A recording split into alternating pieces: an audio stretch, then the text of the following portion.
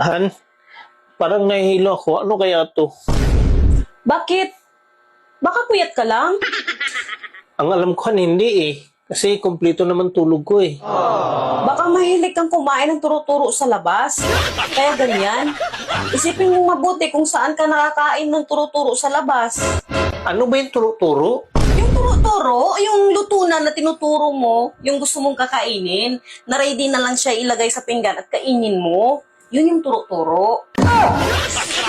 Wala akong maalalahan eh kung saan ako nakain ng turo-turo. Ang alam ko, ikaw lang yung tinuro ko. Ayan ka na naman eh. Ang takaw-takaw mo kasi. Kung ako sa'yo, huwag ka na kumain sa gabi. Paano naman ako makaiwas na kumain sa gabi? Eh, hinahawakan mo yung ulo ko. Alam mo, kung ako sa'yo, iwasan mo lang kumain ng mga matataba. Kasi alam ko, kolesterol yan.